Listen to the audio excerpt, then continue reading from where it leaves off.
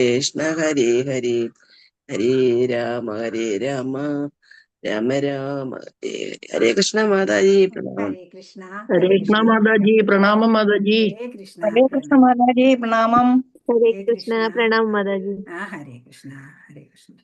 ഓം നമോ ഭഗവതേ വാസുദേവായ. ഓം നമോ ഭഗവതേ വാസുദേവായ. ഓം നമോ ഭഗവതേ വാസുദേവായ. ഓം അജ്ഞാനതിമിരാന്തസ്യ ജ്ഞാനാഞ്ജനശലാകയാ ചക്ഷുരുന്മീലിതം യേന തസ്മൈ ശ്രീ ഗുരുവേ നമഃ. ശ്രീചൈതന്യമനോഭീഷ്ടം സ്ഥാപിതം യേന ഭൂതലേ സ്വയം രൂപകഥാ മഹ്യം ദദാതി സ്വപദാന്തികം. വന്ദേഹം ശ്രീഗുരോ ശ്രീയുതപദകമലം ശ്രീഗുരൂൻ വൈഷ്ണവാംശ്ച ശ്രീരൂപം സാഗ്രജാതം സഹഗണ രഘുനാഥാന്വിതം തം സജീവം സാദ്വൈതം സാവധൂതം പരിജനസഹിതം കൃഷ്ണചൈതന്യദേവം ശ്രീരാധാകൃഷ്ണപാദാൻ സഹഗണ ലളിതാ ശ്രീവിശാഖാന്വിതാംശ്ച. ഹേ കൃഷ്ണ കരുണാ സിന്ധോ ദീനബന്ധോ ജഗത്പതേ ഗോപേശ ഗോപികാകാന്ത രാധാകാന്ത നമോസ്തുതേ. തപ്തകാഞ്ചന ഗൗരാംഗീ ശ്രീരാധേ വൃന്ദാവനേശ്വരി വൃഷഭാനുസുതേ ദേവി പ്രണമാമി ഹരിപ്രിയേ. ജയ ശ്രീകൃഷ്ണ ചൈതന്യ പ്രഭു നിത്യാനന്ദ ശ്രീ അദ്വൈത ഗദാധര ശ്രീവാസാദി ഗൗരഭക്തവൃന്ദ. ഹരേ കൃഷ്ണ കൃഷ്ണ കൃഷ്ണ ഹരേ ഹരേ ഹരേ രാമ രാമ രാമ ഹരേ ഹരേ. ഹരേ കൃഷ്ണ കൃഷ്ണ കൃഷ്ണ ഹരേ ഹരേ ഹരേ രാമ രാമ രാമ ഹരേ ഹരേ. ശ്രീ ശ്രീ രാധാ ഗോവിന്ദ് की जय. श्रील प्रभुपाद की जय.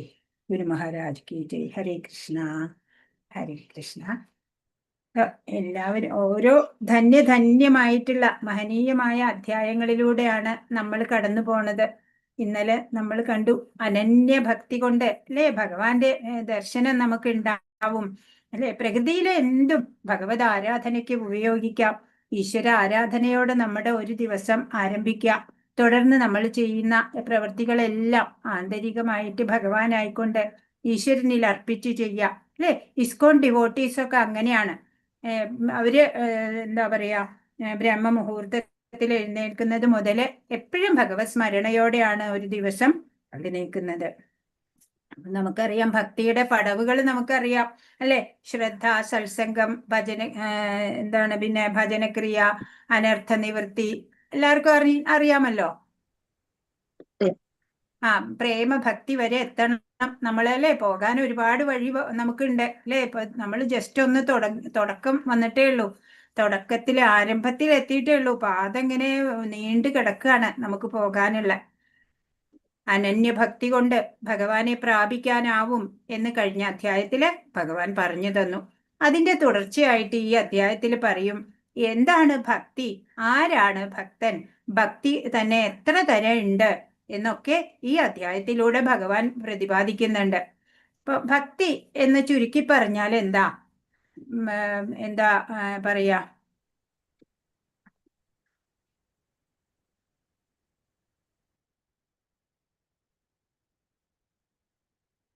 ഭക്തി എന്ന് പറഞ്ഞാല് ഭഗവാനോടുള്ള ആ പരമപ്രേമമാണ് ഭക്തി അല്ലേ. ഭഗവാൻ മാത്രം മതി എനിക്ക്, എൻ്റെ എല്ലാം ഭഗവാനാണ്. എൻ്റെ അച്ഛൻ, അമ്മ അല്ലെ, പിതാമഹൻ, സുഹൃത്ത്, മകൻ എല്ലാം എപ്പോഴും എൻ്റെ കൂടെയുള്ളത് ആരാണ്? ഭഗവാൻ മാത്രാണ് അല്ലേ. ബാക്കിയുള്ളവർക്കൊന്നും നമ്മുടെ ഒപ്പം നിൽക്കാൻ സാധിക്കില്ല എപ്പോഴും. അർജുനന്റെ ചോദ്യത്തോടെ തന്നെയാണ് ഈ അധ്യായവും ആരംഭിക്കുന്നത്. അപ്പോ സഗുണഭക്തി, നിർഗുണഭക്തി എന്ന് രണ്ട് വാക്കുകൾ കേട്ടിട്ടുണ്ടോ? ഇപ്പൊ എന്താ പറയാ, ഇംപേഴ്സണലൈസ്ഡ് ആൾക്കാരുണ്ട്, പേഴ്സണലൈസ്ഡ് ആയിട്ട് ആരാധിക്കുന്നവരുണ്ട് അല്ലെ. വ്യക്തി രൂപത്തിൽ ആരാധിക്കുന്നവര് സഗുണ ഭക്തര്, അതുപോലെ അവ്യക്തിഗതമായിട്ടുള്ളത് നിർഗുണ ഭക്തര്, അങ്ങനെ പറയും രണ്ടുപേര്. ഏതെങ്കിലും ഒരു ദേവതയുടെ സമ്പർക്കത്തില് ആ ദേവതയെ അറിയുക, അങ്ങനെ പോകുന്നവരുണ്ട് അല്ലെ. പിന്നെ ജ്ഞാനാവസ്ഥ എന്നുള്ള ആ നിർഗുണ ഭക്തിയുണ്ട്. ഇപ്പൊ എല്ലാറ്റിലും ഭഗവാനെ കണ്ട് ഉപാസിക്കാൻ സാധിക്കും. അങ്ങനെയുള്ളവർക്ക് അവർക്ക് പ്രത്യേക ഒരു മൂർത്തിയോ ഒരു രൂപമൊന്നും വേണ്ട, പ്രത്യേകിച്ച് ഒരു വിഗ്രഹം അങ്ങനെയൊന്നും ഇല്ലാതെ വേണം. അപ്പൊ ഭഗവാൻ അല്ലാതെ ഒന്നുമില്ല ഇവിടെ. എല്ലാ തൂണിലും തുരുമ്പിലും എല്ലാത്തിലും ഭഗവാൻ എന്നുള്ള ആ ഒരു സങ്കല്പം. ഇപ്പൊ പരമ എപ്പോഴും ഭഗവാൻ അല്ലാതെ ഒന്നുമില്ല എന്ന് തന്നെയാണ് നമ്മളും കരുതേണ്ടത്, അല്ലേ? അങ്ങനെ ഭഗവാനോട് പരമപ്രേമത്തോടെ ഇരിക്കുക. അപ്പൊ ഇതില് രണ്ടില് സഗുണം നിർഗുണം, അതില് രണ്ടില് ഏതാണ് ശ്രേഷ്ഠമായത് എന്നാണ് ഇപ്പൊ അർജുനന്റെ ഒരു ചോദ്യം ആദ്യം തന്നെ.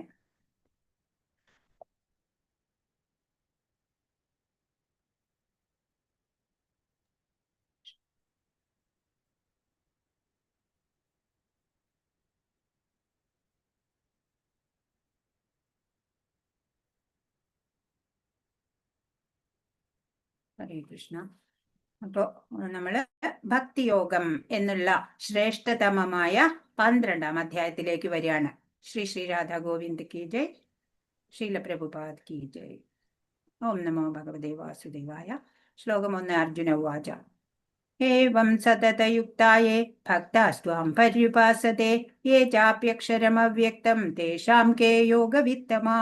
അർജുനൻ ചോദിച്ചു, എല്ലാ സമയവും അങ്ങയുടെ ഭക്തി സേവനത്തിൽ തന്നെ ഉചിതമായി ഏർപ്പെട്ടു പോരുന്നവരോ അതോ പ്രത്യക്ഷമല്ലാത്ത അവ്യക്ത ബ്രഹ്മത്തെ ഉപാസിക്കുന്നവരോ ആരാണ് കൂടുതൽ പരിപൂർണതയുള്ളവർ? ചോദ്യം എന്താണ്? ഉത്തമ ഭക്തൻ ആരാണ്? അതാണ് ഇപ്പൊ അർജുനൻ അറിയേണ്ടത്, അല്ലേ? അപ്പോ യോഗവിത്തമ എന്ന് പറയുന്നുണ്ട്. യോഗി ശ്രേഷ്ഠൻ, ഭഗവാനോട് ചേർന്നിരിക്കുന്നവൻ, അങ്ങനെയാ അതിന്റെ അർത്ഥം. ഭക്തി എന്ന പദത്തിന് അർത്ഥം എന്താ? ഭഗവാനുമായിട്ട് തന്മയീഭവിക്കുക എന്നാണോ? ഐ ബിലോങ് ടു ഗോഡ്, അല്ലെ? നമ്മള് ഭഗവാന്റേതാണ് എന്നുള്ള, ഭഗവാൻ എന്റേതുമാണ് എന്നുള്ള ഒരു ഭാവം വേണം നമുക്ക്, അല്ലെ? അപ്പൊ ഇവിടെ അർജുനൻ എന്താ ചോദിക്കുന്നത്?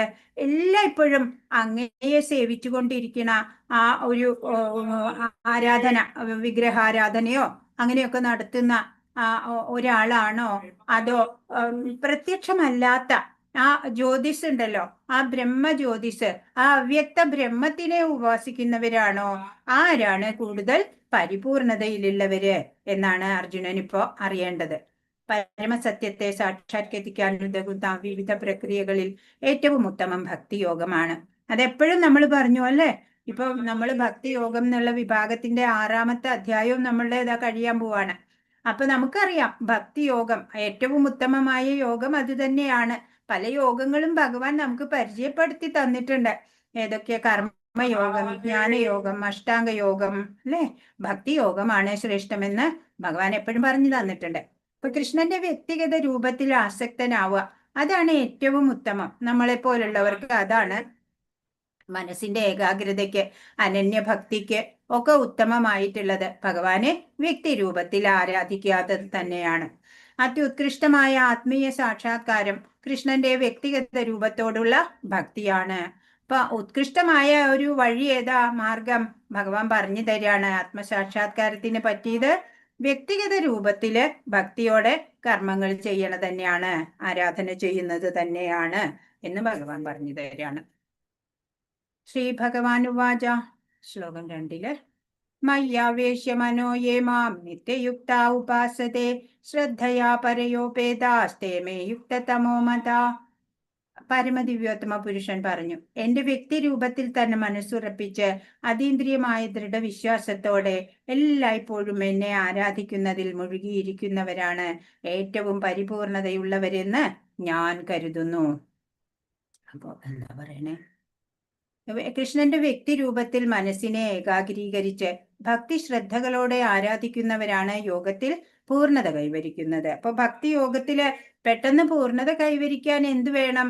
ഭഗവാനെ, ആ പരമ ദിവ്യോത്തമ പുരുഷനായിട്ടുള്ള ഭഗവാനെ ആ ശ്യാമസുന്ദര രൂപത്തില് ഭക്തി ശ്രദ്ധകളോടെ ആരാധിക്കുന്നവര് പെട്ടെന്ന് തന്നെ പൂർണ്ണതയിലെത്തും എന്ന് ഭഗവാൻ പറയാണ്. ശുദ്ധഭക്തൻ എല്ലായ്പ്പോഴും കൃഷ്ണോപാസനയിൽ ഏർപ്പെട്ടിരിക്കുന്നു. അയാൾ കൃഷ്ണനെ ജപിക്കുന്നു, കൃഷ്ണനെ കുറിച്ച് കേൾക്കുകയും വായിക്കുകയും ചെയ്യുന്നു. ഭക്തന് എന്തേ വേണ്ടു? ഭഗവാനെ കുറിച്ച് മാത്രമാണ് അറിയേണ്ടത്, അല്ലെ? ഭഗവാനെ കുറിച്ച് കേൾക്കും, വായിക്കും, എല്ലാം ഭഗവാനെ കുറിച്ചാണ് ആ ഭക്തൻ ചെയ്യുന്നത്.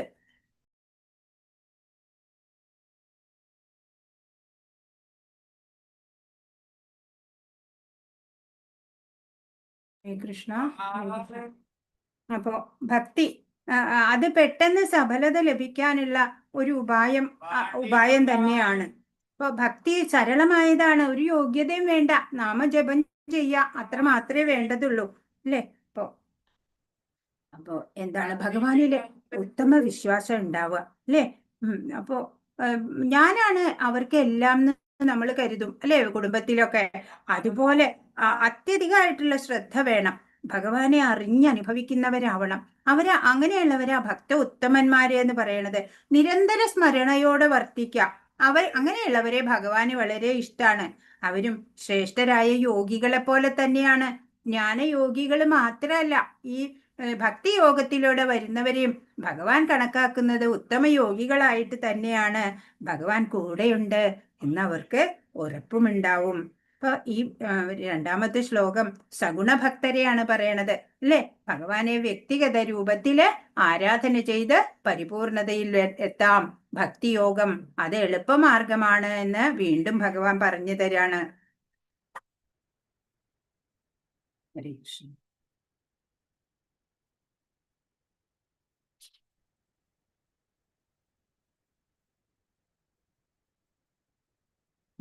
മൂന്നും നാലും ഒരുമിച്ചാണ്. അപ്പൊ സഗുണോപാസന പറഞ്ഞു. നിർഗുണോപാസന എന്താണ്, അതിന്റെ ഫലം എന്താണ്? സഗുണോപാസകരെക്കാൾ ശ്രേഷ്ഠമാണ് നിർഗുണോപാസകർ. അതാണ് ഇവിടെ 3-4 ശ്ലോകങ്ങള് പറഞ്ഞു തരുന്നത്. യേ ത്വക്ഷരമനിർദ്ദേശ്യം അവ്യക്തം പര്യുപാസതേ സർവത്ര ഗമചിന്യം ച കൂട്ടസ്ഥമചലം ധ്രുവം സംനിയമേന്ദ്രിയഗ്രാമം സർവത്ര സമബുദ്ധയ തേ പ്രാപ്നുവന്തി മാമേവ സർവഭൂതഹിതേ രതാ. എന്നാൽ ഇന്ദ്രിയങ്ങളെയെല്ലാം നിയന്ത്രിച്ച് എല്ലാവരിലും സമഭാവനയോടെ സർവജീവികളുടെയും നന്മയിൽ തൽപരരായിക്കൊണ്ട് ഇന്ദ്രിയങ്ങൾക്ക് ഗോചരമല്ലാത്തതും അവ്യക്തവും സർവവ്യാപ്തവും അചിന്ത്യവും സ്ഥിരവും മാറ്റമില്ലാത്തതും ഉറച്ചതുമായതിനെ നിരപേക്ഷ തത്വത്തിന്റെ വ്യക്തിശൂന്യ സങ്കല്പത്തെ പൂർണ്ണമായും ഉപാസിക്കുന്നവരും ഒടുവിൽ എന്നെ തന്നെ പ്രാപിക്കുന്നു. അവ്യക്തിഗതവാദികളും അവസാനം പരമലക്ഷ്യത്തിൽ തന്നെ എത്തുന്നുണ്ട് അല്ലേ. ഇപ്പോ അവരെങ്ങനെയാണ്? നിർഗുണ ബ്രഹ്മോപാസകര് സദാ കാണുന്നത് എന്തിലും ഈശ്വരനെ ദർശിച്ച് സത്യത്തെ ഉപാസിക്കുന്നവരാ. സഗുണോപാസനയിലോ ഇന്ദ്രിയങ്ങൾ കൊണ്ട് നമുക്ക് ആ ഈശ്വരനെ ആസ്വദിക്കാം, അനുഭവിക്കാം അല്ലെ. നിർഗുണോപാസനയില് ഇന്ദ്രിയങ്ങൾക്ക് അതീതമായിട്ടുള്ള ആ ശക്തിയെയാണ് ഉപാസിക്കുന്നത്. മനസ്സടങ്ങുമ്പോൾ എല്ലാറ്റിനെയും ഒരുപോലെ കാണാൻ പറ്റും. സർവത്ര ഈശ്വരനെ അനുഭവിച്ചറിയാൻ പറ്റും. യോഗികള് അവരങ്ങനെയാ. ഈ എന്താ പറയാ, ഈ നമ്മുടെ പൂന്താനം അല്ലെ, അനപത്യത്തിന് ശേഷം ഒരു പുത്രനുണ്ടായി.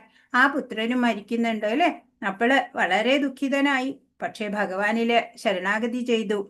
ഉണ്ണികൃഷ്ണൻ മനസ്സിൽ കളിക്കുമ്പോൾ ഉണ്ണികൾ മറ്റു വേണമോ മക്കളായി എന്നുള്ള ആ ഭാവം വന്നു അല്ലെ. ഭഗവാനാണ് എൻ്റെ മകനും എല്ലാം അല്ലെ. അപ്പൊ ഈശ്വര സങ്കല്പത്തില് മനസ്സ് എത്രത്തോളം ചേർത്ത് വെക്കുമോ അതാണ് നമ്മുടെ ഉന്നതിക്ക് ശ്രേയസ്സിന് കാരണമാകുന്നത്. ഭഗവാനില് മനസ്സ് വിടുവിക്കാതിരിക്കാൻ എപ്പോഴും ചേർത്ത് വെക്കാൻ പറ്റണം, വിട്ടുപോകരുത്. അങ്ങനെ വരുമ്പോഴാണ് നമുക്ക് പെട്ടെന്ന് ഭക്തിയിൽ പുരോഗമിക്കാൻ സാധിക്കുക. പരമദിവ്യോത്തമ പുരുഷനായ കൃഷ്ണനെ നേരിട്ട് ആരാധിക്കാതെ പരോക്ഷമായ പ്രകൃതി ചെയ്യുന്നവരും ഒടുവിൽ ശ്രീകൃഷ്ണനിൽ എത്തിച്ചേരുന്നു. എല്ലാവരുടെയും ലക്ഷ്യം ഒന്നാണ് അല്ലേ. അവരും ഭഗവാനിൽ എത്തിച്ചേരുന്നുണ്ട്.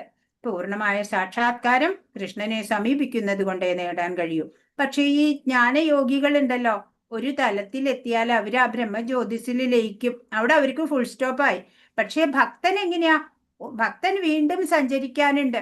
ഭക്തന്റെ ലൈഫ് എന്ന് പറഞ്ഞാൽ അഡ്വഞ്ചറസ് ആയിട്ട് പിന്നെയും എക്സ്പ്ലോർ ചെയ്ത് ഇങ്ങനെ പോയിക്കൊണ്ടിരിക്കുക. അവര് വീണ്ടും ഭക്തിയുത സേവനമാണ്, അവർക്ക് ഡിവോഷണൽ സർവീസ് ചെയ്യാനാണ് ഭക്തന് ആഗ്രഹം. അല്ലാണ്ട് ഒരു ഭഗവാനിൽ ലയിച്ച് ഒന്നായി ചേരാനൊന്നും അല്ല. ഭഗവാന് എപ്പോഴും ഡിവോഷണൽ സർവീസ് വേണം, ഇവിടെ ആയാലും ഗോലോകത്തിലായാലും. അതാണ് ഒരു ഭക്തന്റെ ആഗ്രഹം. 5-ാമത്തെ ശ്ലോകം. ഭഗവാനിലേക്ക് നേരിട്ടെത്താൻ നിർഗുണോപാസനയാണ് അത് പറ്റുമെന്നുണ്ടെങ്കിൽ ഏവരും അത് തിരഞ്ഞെടുക്കാത്തത് എന്തുകൊണ്ടാണ്? അതാ ഇവിടെ 5-ാമത്തെ ശ്ലോകത്തിൽ പറയണത്. ക്ലേശോധികതരസ്തേഷാം അവ്യക്താസക്തചേതസാം അവ്യക്താഹി ഗതിർദുഃഖം ദേഹവദ്ഭിരവാപ്യതേ. പരമപുരുഷന്റെ അവ്യക്തവും വ്യക്തിശൂന്യവുമായ ഭാവത്തിൽ ആസക്തചിത്തരായവർക്ക് പുരോഗമനത്തിന് പ്രയാസമേറും. ശരീരികൾക്ക് ഈ വഴിക്കുള്ള മുന്നേറ്റം സദാ ദുഷ്കരമാണ്. ഇപ്പൊ അവ്യക്ത ബ്രഹ്മത്തെ ഉപാസിച്ചാലും ഭഗവാനിൽ എത്തും എന്ന് പറഞ്ഞു.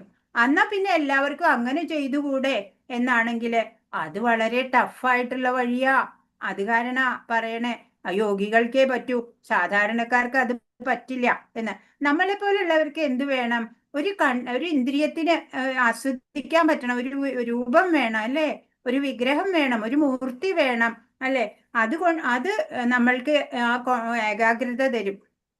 അപ്പോ ഇന്ദ്രിയ മനസ്സുകൾക്ക് പിടിതരാത്ത ബ്രഹ്മത്തെ ഉപാസിക്കാൻ വളരെ പ്രയാസമായിരിക്കും അല്ലെ. നമ്മൾ ഇന്ദ്രിയം, നമ്മുടെ കണ്ണ്, നമ്മൾ ഭഗവാന്റെ രൂപം ആസ്വദിക്കണോ, ഭഗവാന്റെ മണം ആസ്വദിക്കണോ അല്ലെ. എല്ലാ ഇന്ദ്രിയങ്ങൾ കൊണ്ടും നമ്മൾ ഭഗവാനെ ഇങ്ങനെ നമ്മൾ ആസ്വദിക്കുന്നുണ്ട്. അങ്ങനെ നമ്മൾ ഭക്തിയിൽ പുരോഗമിക്കുന്നുണ്ട്. എന്നാലോ ഈ അവ്യക്തവാദികളോ ഈ നിർഗുണ ഉപാസകര് അവർക്ക് ഈ മനസ്സുകൾക്ക് എങ്ങനെയാണ് ആ രൂപം സങ്കല്പിക്കാന്ന് അറിയില്ല അല്ലെ, ഈ രൂപമില്ലാത്ത ഭഗവാൻ. അപ്പൊ ഉപാസിക്കാൻ വളരെ പ്രയാസമായിരിക്കും അവർക്ക്. ഉപാസിക്കേണ്ട ബ്രഹ്മം അവ്യക്തമായ ആണ്, അതുകൊണ്ട് എളുപ്പമല്ല, ഏകാഗ്രത ലഭിക്കില്ല എന്നാണ്. വ്യക്തിഗത ഉപാസനയാണെങ്കിൽ കണ്ണിലും മനസ്സിലും ഒക്കെ ഭഗവത് രൂപം ഉണ്ടാവും. അപ്പോഴേ ഏകാഗ്രത കിട്ടും പെട്ടെന്ന് അല്ലെ. ഇപ്പൊ നമുക്കിപ്പോ ലിഫ്റ്റ് ഉണ്ടെന്നുണ്ടെങ്കിൽ പിന്നെ നമ്മൾ എന്തിനാ ഈ സ്റ്റെപ്പ് ചവിട്ടി കയറണത് അല്ലെ. 100 സ്റ്റെപ്പ് ചവിട്ടി കയറണ എലിവേറ്ററിൽ പെട്ടെന്ന് അങ്ങോട്ട് എത്താം. ഇപ്പൊ കലിയുഗത്തിലാണെങ്കിലോ പ്രായേണ അല്പായുഷസഭ്യ കലോ അസ്മിൻ യുഗേ ജന മന്ദാസു മന്ദമതയോ മന്ദഭാഗ്യോ ഹിപദ്രുത എന്നാണ്. കലിയുഗത്തില് അല്പായുസുകളാ അല്ലെ, മന്ദമായിട്ടുള്ള ബുദ്ധിയാണ് അവർക്ക്. അതുപോലെ മന്ദഭാഗ്യരാണ് അവര്. അതുപോലെ പല ഈ ഭൗതികമായ ആധികളും വ്യാധികളും ഒക്കെ പിടിപെടാൻ സാധ്യതയുള്ളവരാണ്.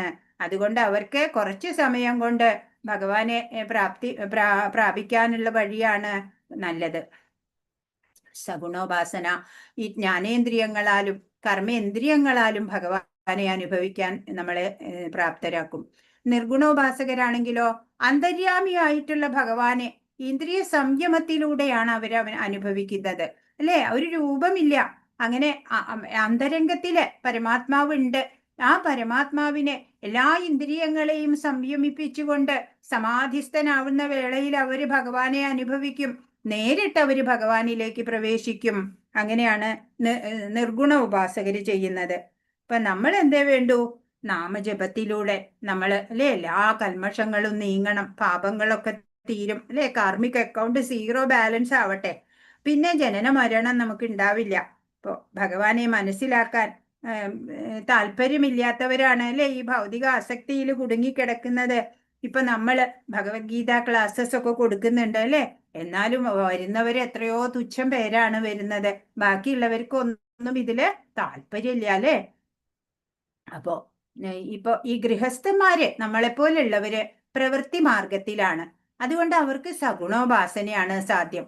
നമ്മള് എല്ലാം കർമ്മം ചെയ്തുകൊണ്ട് നമുക്ക് അല്ലെ ഓരോരുത്തർക്കും ഓരോ കർമ്മമണ്ഡലങ്ങളിൽ പ്രവർത്തിക്കേണ്ടതുണ്ട്, സ്വധർമ്മം അനുഷ്ഠിക്കേണ്ടതുണ്ട്.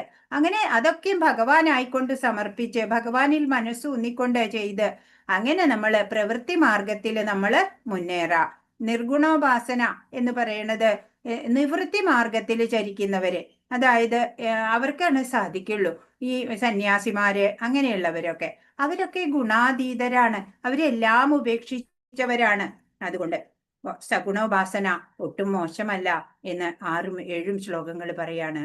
ഏതു സർവാണി കർമാണി മയി സന്യസ്യ മത്പര അനന്യേനൈവ യോഗേന മാം ധ്യായന്ത ഉപാസതേ തേഷാമഹം സമുദ്ധർത്ത മൃത്യു സംസാര സാഗരാത് ഭവാമി ന ചിരാത് പാർത്ഥ മയ്യാവേശിത ചേതസാം.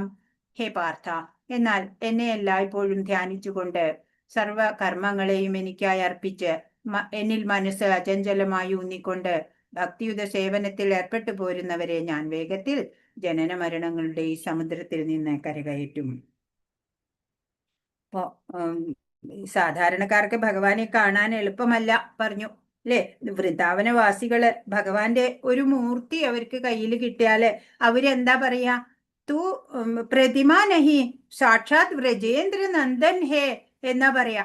അവർക്ക് ആ മൂർത്തി സാക്ഷാത് ഭഗവാനാണ്. അതുപോലെയാണ് അവര് ആരാധന നടത്തുക.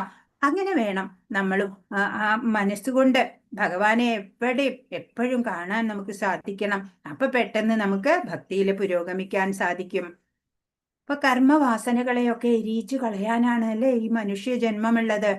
ഈ ജീവിതത്തില് ഈ വീണ്ടും സംഭവിക്കുന്നതൊക്കെ കർമ്മഫലമായിട്ട് വരും. ഇനി ഒരിക്കലും മായയിൽ പെടാതെ കാക്കണമെന്ന് ഭഗവാനോട് നമ്മൾ അപേക്ഷിക്കണം. ഇനിയെങ്കിലും പണ്ട് ചെയ്ത പോലെ പാപങ്ങളൊന്നും ചെയ്യാൻ ഇടവരാതെ അല്ലെ അർപ്പണഭാവത്തോടെ നമുക്ക് ഭഗവാനെ സേവിക്കാൻ സാധിക്കട്ടെ. സത്സംഗത്തിലൂടെ ഭഗവാനെ സ്മരിക്കാൻ പറ്റുക. നിരന്തര സ്മരണ കൊണ്ട് ചിത്തശുദ്ധി വരും. ഈശ്വരനെ അനുഭവിക്കാൻ അപ്പോഴാണ് നമുക്ക് സാധിക്കുക. ശാന്തി അനുഭവിക്കാൻ സാധിക്കും. സഗുണോപാസനയും എന്നിലേക്ക് തന്നെ എത്തിക്കും എന്നാണ് ഭഗവാൻ ഇവിടെ പറഞ്ഞത്. എന്നെ എല്ലായ്പ്പോഴും ധ്യാനിച്ചുകൊണ്ട് സർവകർമ്മങ്ങളെയും എനിക്കായി അർപ്പിച്ച് എന്നിൽ മനസ്സ് അചഞ്ചലമായി ഊന്നിക്കൊണ്ട് ഭക്തിയുത സേവനത്തിൽ ഏർപ്പെട്ടു പോരുന്നവരെ ഞാൻ വേഗത്തിൽ ജനന മരണങ്ങളുടെ സമുദ്രത്തിൽ നിന്ന് കരകയറ്റും. ഭഗവത് ദാസനാണ് എന്ന നിലയില് ഭാവത്തില് കർമ്മം ചെയ്യാം. അപ്പൊ ഭഗവാനെ മാത്രം മതി എന്നുള്ള ഉറച്ച വിശ്വാസം കൊണ്ട് തന്നെ നമുക്ക് ഈ ഭവസാഗരം തരണം ചെയ്യാം എന്നാണ്. തുച്ഛമായ ആഗ്രഹങ്ങൾക്ക് വേണ്ടി ആവരുത് ഈ സഗുണ ഉപാസന അല്ലെ. അമ്പലത്തിൽ പോയി അല്ലെ വഴിപാടൊക്കെ ചെയ്തു ഇന്നത് ലഭിക്കാൻ വേണ്ടി, അങ്ങനെയല്ല. ഭഗവാനെ ഭജിക്കുന്നതിന്റെ ലക്ഷ്യം നമ്മൾ ശരിയായി മനസ്സിലാക്കണം. നമുക്ക് ഭഗവാനെ കിട്ടാനാണ് അല്ലെ നമ്മൾ ഭഗവത് ഭജനം ചെയ്യുന്നത്. ഭക്തി യോഗത്തില് ഭക്തൻ വിഗ്രഹാരാധനയാണ് ചെയ്യുക.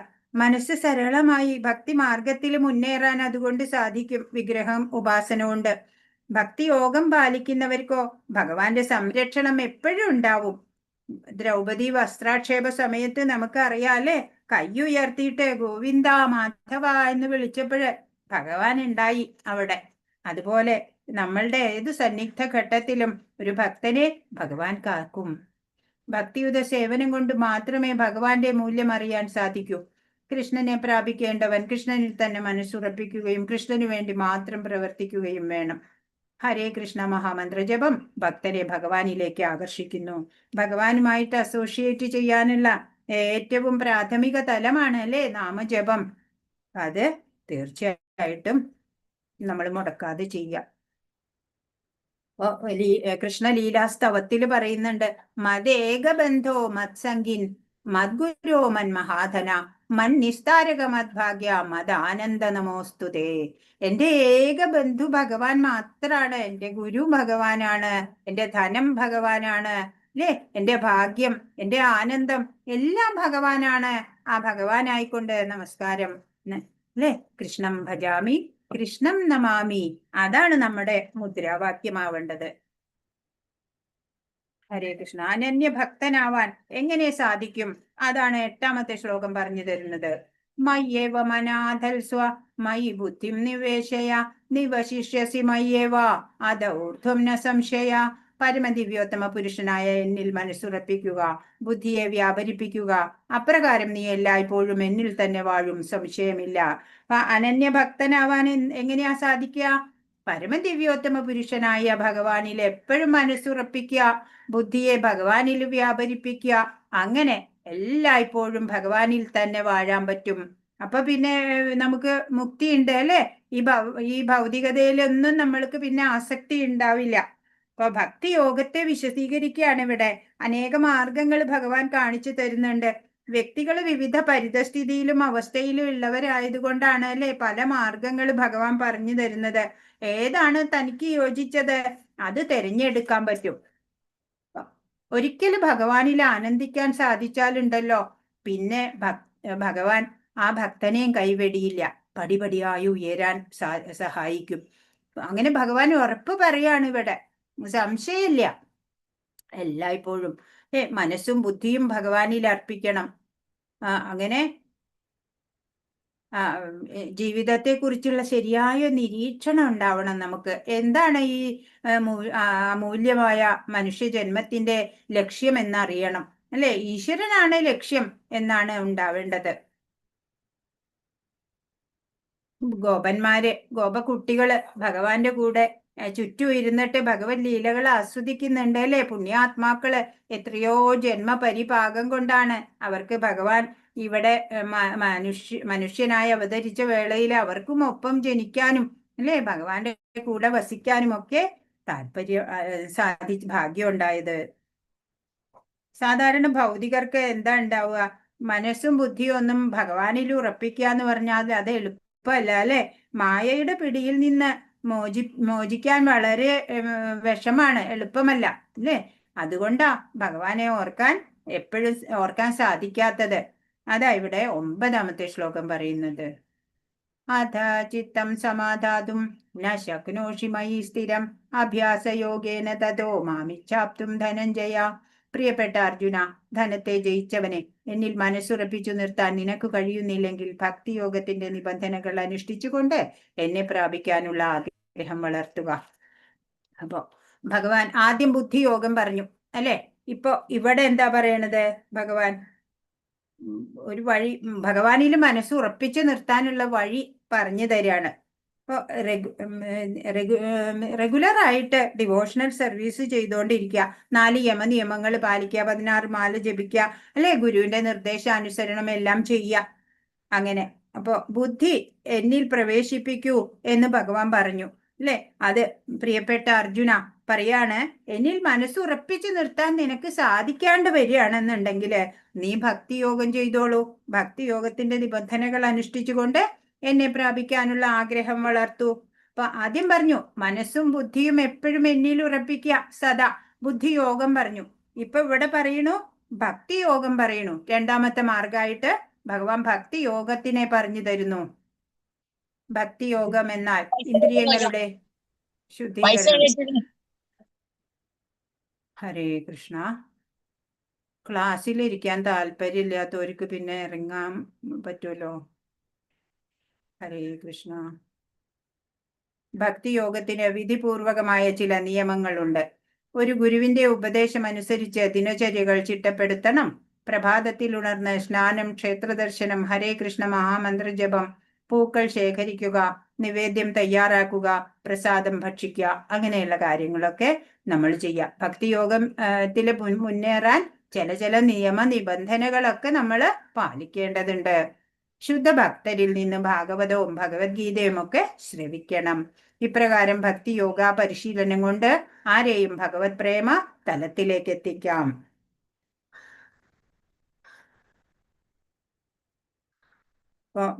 കുറച്ച് നമ്മൾ ഡിവോഷണൽ സർവീസ് ചെയ്ത് എപ്പോഴും ഭഗവാനിൽ മനസ്സ് ഉറപ്പിച്ച് നിർത്തുകയാണെങ്കിൽ ആ ഭക്തനെ ഒരു തടസ്സം ഉണ്ടാവാതെ ഭഗവാനാണ് നോക്കുക. ഇപ്പോ രഘുനാഥ് ദാസ് ഗോസ്വാമി ഉണ്ട്, ഷഡ് ഗോസ്വാമിമാരില് വൃന്ദാവനത്തില് കടുത്ത വെയിലത്തിരുന്നിട്ടും നാമം ജപിക്കുകയാണ്. എത്രയോ ലക്ഷം നാമം ജപിച്ചാലേ അദ്ദേഹം എഴുന്നേൽക്കുള്ളൂ. അപ്പോഴ് രാധാറാണി വന്നിട്ട് സാരിയുടെ പല്ലുകൊണ്ട് വീശി കൊടുക്കും എന്നാ പറയണേ അദ്ദേഹത്തിന്. അത്ര ഭക്ത ഉത്തമനായിട്ടുള്ള ആചാര്യന്മാരായിരുന്നു നമ്മുടെ ആചാര്യന്മാരൊക്കെ. അവരൊക്കെ ഭഗവത് ധാമത്തിലേക്ക് എത്തിക്കഴിഞ്ഞു, അല്ലെ?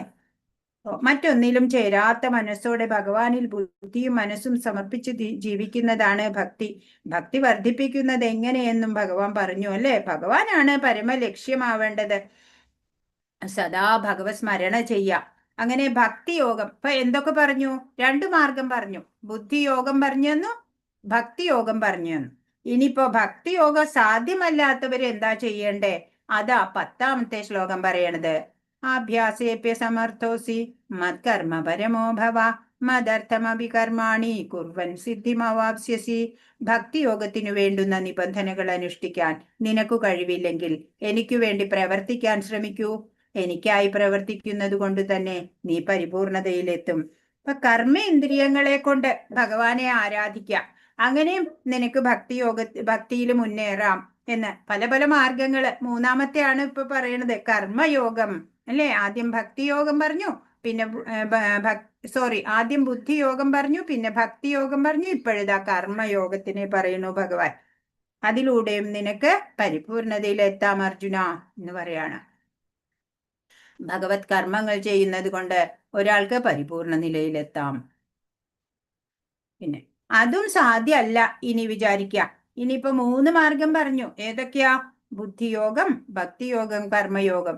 ഇതും സാധ്യമല്ല എന്നുണ്ടെങ്കിലോ മറ്റൊരു വഴി ഭഗവാൻ പറഞ്ഞു തരാണ്. അധൈതദപ്യശക്തോസി കർത്തും മദ്യോഗമാശ്രിത സർവകർമ്മ ഫലത്യാഗം തദ കുരു യഥാത്മവാൻ. എന്നെ കുറിച്ചുള്ള ഈ ബോധത്തോടുകൂടി പ്രവർത്തിക്കുവാൻ നിനക്ക് കഴിയുന്നില്ലെങ്കിൽ സർവകർമ്മ ഫലങ്ങളെയും ത്യജിച്ച് ആത്മസ്ഥിതനായി തീരാൻ ശ്രമിക്കുക. പറയാണ് ഇനിയിപ്പോ ഈ 3 മാർഗം പറഞ്ഞു. അത് 3ഉം പറ്റണില്ല വിചാരിച്ചാലോ കർമ്മ ഫലത്തെ ത്യജിച്ചോളൂ. കർമ്മഫലത്യാഗം, ഫലങ്ങളെയും ത്യജിച്ച് ആത്മസ്ഥിതനായി തീർന്ന് നിനക്ക് പരിപൂർണതയിലെത്താം എന്ന്. അപ്പൊ അങ്ങനെ മറ്റൊരു വഴി പറഞ്ഞു കൊടുക്കാണ്. ഭഗവാനെ അനുഭവിക്കാൻ സാധിക്കും അങ്ങനെ വരുമ്പോ. ദാനധർമാദികള് അതൊക്കെ നമ്മുടെ കൽമഷങ്ങൾ തീരാനും ചിത്തശുദ്ധി വരാനും ഭഗവാൻ മനസ്സിൽ എപ്പോഴും ഉണ്ടാവാനും, അല്ലെ? ദാനം കൊണ്ട് മനസ്സ് ശുദ്ധമാവുക ചെയ്യാം. അതൊക്കെ ചെയ്യാം. അപ്പൊ കർമ്മം ചെയ്ത് നമുക്ക് ഫലം കിട്ടും, അല്ലെ? ധനമൊക്കെ നമ്മൾ സമ്പാദിക്കുമ്പോ അതൊക്കെ ആവശ്യമുള്ളവർക്ക് ദാനം ചെയ്യാ. ഭഗവാനായിക്കൊണ്ട് ഉള്ള കാര്യങ്ങൾക്ക് വേണ്ടി ഡൊണേറ്റ് ചെയ്യാനൊക്കെ സാധിക്കും. കൃഷ്ണാവബോധത്തിന് മനഃശുദ്ധീകരണ ശക്തി സ്വയമായുള്ളത് കൊണ്ട് അതിന് മറ്റൊന്നിനെയും ആശ്രയിക്കേണ്ടതില്ല. സാമൂഹ്യ സേവനം, സമുദായ സേവനം, രാജ്യസേവനം, രാജ്യത്തിനു വേണ്ടിയുള്ള ത്യാഗം ഇവ കൊണ്ട് ഒരു കാലത്ത് ശുദ്ധഭക്തിപൂർവം ഭഗവത് സേവനത്തിൽ ഏർപ്പെടാവുന്ന നിലയിലേക്ക് ഉയരാം. കർമ്മഫലത്യാഗം അത്ര എളുപ്പമല്ല, അല്ലെ? നമ്മളെ പോലെയുള്ളവർക്ക് കർമ്മം ചെയ്തു അതിന്റെ ഫലം കിട്ടി അതൊക്കെ ത്യജിക്കാം. അത് പക്ഷെ അതാണ് ശ്രേഷ്ഠമായിട്ടുള്ള വഴി എന്ന് പറയാണ് 12ാമത്തെ ശ്ലോകം. ശ്രേയോ ഹി ജ്ഞാനമഭ്യാസാത് ജ്ഞാനാധ്യാനം വിശിഷ്യതേ ധ്യാനാത് കർമ്മഫലത്യാഗാത്യാഗാചാന്തിരനന്തരം. നിനക്കിത് പരിശീലിക്കാൻ സാധ്യമല്ലെങ്കിൽ ജ്ഞാനാർജനത്തിന് ശ്രമിക്കുക. ജ്ഞാനത്തേക്കാൾ ശ്രേഷ്ഠമാണ് ധ്യാനം. ആ ധ്യാനത്തേക്കാൾ വിശിഷ്ടമത്രേ കർമ്മഫലങ്ങളെ ത്യജിക്കൽ. എന്തെന്നാൽ ത്യാഗത്താൽ മനഃശാന്തി ലഭിക്കും. ഇനിയിപ്പോ കർമ്മഫലത്യാഗത്തിൽ എത്തുന്നതിന് മുമ്പ് നീ ഒരു കാര്യം ചെയ്തോളൂ, ധ്യാനിച്ചു നോക്കിക്കോളൂ. ജ്ഞാനം ആർജിക്കാം, അതിന് പറ്റുണ്ടോ നോക്കുക. ഇനിയിപ്പോ ജ്ഞാനം ആർജിക്കാൻ പറ്റണില്ലെങ്കിൽ ധ്യാനിച്ച് മനസ്സ് ഏകാഗ്രമാക്കി മനസ്സ് ഭഗവാനെ ചിത്തത്തിൽ ഇരുത്തുക. അങ്ങനെ ധ്യാനത്തെക്കാളും പിന്നെയും വിശിഷ്ടമായത് എന്താ? കർമ്മഫലത്യാഗം തന്നെയാണ്. കാരണം കർമ്മഫലത്യാഗം ചെയ്യുമ്പോൾ മനഃശാന്തി ഉണ്ടാവും എന്ന് ഭഗവാൻ പറഞ്ഞു കൊടുക്കാണ്. ഫലത്യാഗം എളുപ്പമല്ല, പക്ഷെ അത് ശ്രേഷ്ഠം ആയതാണ് എന്ന് പറയാണ്. ഭക്തിപൂർവകമായ സേവനം 2 വിധമുണ്ട്. നിബന്ധനകൾക്ക് വഴങ്ങിക്കൊണ്ടുള്ള സേവനമുണ്ട്. പരമദിവ്യോത്തമ പുരുഷന് സമ്പൂർണ്ണ പ്രേമ ആസക്തിയോടെയുള്ള സേവനമുണ്ട്. നിബന്ധനകൾക്ക് വഴങ്ങിക്കൊണ്ട് നമ്മൾ സേവനം ചെയ്യലാണ് നമ്മുടെ ഗുരുവിന്റെ നിർദ്ദേശാനുസരണം നമ്മൾ ചെയ്യണത്, അല്ലെ? ഗുരു ഇന്ന പോലെ 16 മാല ജപിക്കും, 4 യമനിയമം, അങ്ങനെയൊക്കെ നമ്മൾ അനുസരിച്ച് ജീവിക്കാം. ഇനിയോ ഭഗവാൻ മാത്രം മതി എന്നുള്ള ആ മനസ്സിൽ ഉറപ്പുണ്ടായിട്ട് നമ്മൾ പ്രേമ ആസക്തിയോടെ സേവനം ചെയ്യുക. അതിൽ നിഷ്ഠകളോ ആചാരങ്ങളോ അനുഷ്ഠാനങ്ങളോ ഒന്നും ബാധകമല്ല. ഭഗവാന് വേണ്ടി ജീവൻ ത്യജിക്കാൻ തയ്യാറാവാം. അങ്ങനെ സമുത്കൃഷ്ട ലക്ഷ്യമായ പരമദിവ്യോത്തമ പുരുഷനെ പ്രാപിക്കാൻ 2 പ്രക്രിയകളുണ്ട്. ക്രമികമായ വളർച്ച,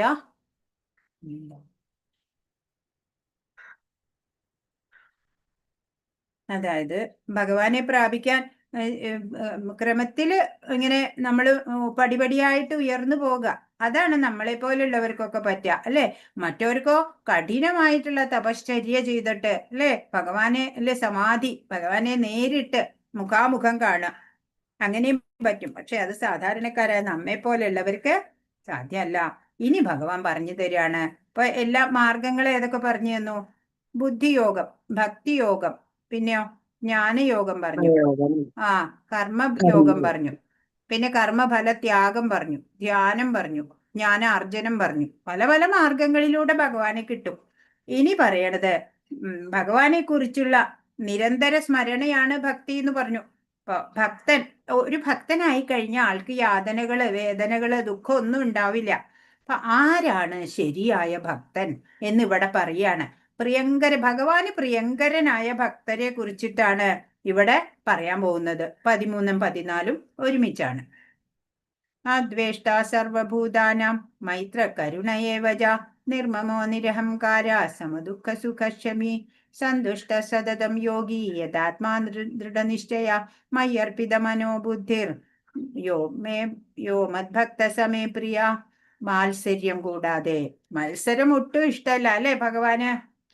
മാത്സര്യം കൂടാതെ സർവജീവ സത്തകൾക്കും സുഹൃത്തായി, ഒന്നിലും അവകാശബോധവും മിഥ്യാഹങ്കാരവുമില്ലാതെ സുഖദുഃഖങ്ങളിൽ സമനില കൈക്കൊണ്ട് ക്ഷമാശാലിയായും സദാ സംതൃപ്തനായും നിയന്ത്രിതാത്മാവായും മനസ്സും ബുദ്ധിയും ഭഗവാനിൽ ഉറപ്പിച്ച ദൃഢനിശ്ചയത്തോടെ ഭക്തിയുത സേവനം അനുഷ്ഠിക്കുന്ന ഭക്തൻ ഭഗവാനെ ഏറ്റവും പ്രിയങ്കരനാവാൻ എന്തൊക്കെ നമ്മൾ ചെയ്യണം എന്ന് ഇവിടെ പറഞ്ഞിട്ടുണ്ട്. ഹരേ കൃഷ്ണ. എന്താണ് ചെയ്യണ്ടേ? ആരോടും മത്സരത്തിന് പോകണ്ട അല്ലെ, മത്സരം വേണ്ട. എല്ലാ ജീവസത്തകൾക്ക് സുഹൃത്താവുക, സർവഭൂത ദയ നമ്മൾ മുമ്പ് പറഞ്ഞിട്ടുണ്ട്. പിന്നെയോ ഈ കാണുന്നത് ഒന്നും എന്റേതല്ല, എല്ലാത്തിന്റെയും ഉടമ ആരാ? ഭഗവാനാ അല്ലെ. അപ്പൊ എനിക്ക് വലിയ പണമുണ്ട്, പദവിയുണ്ട് എന്നുള്ള മിഥ്യാഹങ്കാരം ഒന്നും വേണ്ട. സുഖദുഃഖം, ജയം പരാജയം, ദ്വന്ദ്ങ്ങള്, അതിനെയൊക്കെ അതിജീവിക്കുക, ക്ഷമയുണ്ടാവുക. എന്താണോ നമുക്ക് ലഭിച്ചത് അതിൽ സംതൃപ്തി ഉണ്ടാവുക. നിയന്ത്രിത ആത്മാവായിട്ട് മനസ്സും ബുദ്ധിയും ഭഗവാനിൽ തന്നെ ഉറപ്പിച്ച് ദൃഢനിശ്ചയത്തോടെ ഡിവോഷണൽ സർവീസ് ചെയ്യുക. അങ്ങനെയുള്ള ഭക്തൻ എനിക്ക് ഡിയറസ്റ്റ് ഭക്തനാണ് എന്ന് ഭഗവാൻ ഇവിടെ പ്രഖ്യാപിച്ചു കഴിഞ്ഞു. ഇനി ഭഗവാന്റെ ഭക്തനാവാൻ നമ്മൾ അതൊക്കെ ആ ഗുണങ്ങളൊക്കെ നമ്മില് ഉണ്ടാക്കുക, അത്രേ നമ്മൾ ചെയ്യേണ്ടതുള്ളൂ. ഭക്തൻ ഏതെങ്കിലും ദുഃഖമോ കുഴപ്പമോ നേരിടുമ്പോൾ ഭഗവാൻ തന്നോട് കരുണ കാണിച്ചു എന്നാണ് അയാൾ കരുതുന്നത്. ക്ഷമാശാലിയായ ഭക്തൻ ഭഗവത് കാരുണ്യത്താൽ എന്ത് കൈവരുന്നുണ്ടോ അതുകൊണ്ട് സംതൃപ്തനാണ്. ആധ്യാത്മിക ഗുരുവിൽ നിന്ന് ലഭിച്ച ഉപദേശങ്ങളിൽ ഉറച്ചു നിൽക്കുന്നത് കൊണ്ട് അയാൾ ഒരു തികഞ്ഞ യോഗിയുമായിരിക്കും. നമുക്ക് ദുഃഖം വരുമ്പോഴും ഭഗവത്ഗീത സന്ദേശങ്ങളൊക്കെ ഓർമ്മ വരണം. അത് ജീവിതത്തിലെ പ്രായോഗികമാക്കണം. സദാ സംതൃപ്തനായിരിക്കണം. ഏത് സിറ്റുവേഷനിലും നമ്മൾ ശാന്തരാവണം. കുചേലൻ അങ്ങനെയാ അല്ലെ. സുധാമ ഭഗവാനെ ബുദ്ധിമുട്ട് അറിയിക്കാനൊന്നും തയ്യാറായില്ല. പത്നി പറഞ്ഞതനുസരിച്ച് ഭഗവാനെ കാണാലോ എന്ന് പറഞ്ഞിട്ട് പോയതാണ്. ഇപ്പോ ഭക്തി യോഗത്തിലൂടെ നമുക്ക് പൂർണ്ണതയിൽ എത്താമെന്ന് ഭഗവാൻ എപ്പോഴും പറയുന്നുണ്ട്. ഒരു പ്രിയ ഭക്തൻ എങ്ങനെയായിരിക്കണം എന്നിവിടെ ഭഗവാൻ വിവരിക്കുകയാണ്. ഭക്തിയോഗം നമ്മുടെ ചേതനയെ ശുദ്ധീകരിക്കുന്നതാ. ഭഗവത് സേവനത്തിൽ ഏർപ്പെടുന്നയാൾക്ക് എല്ലാ ദൈവിക ഗുണങ്ങളും സ്വയം പ്രകാശിതമാവുകയാണ് ചെയ്യണത്.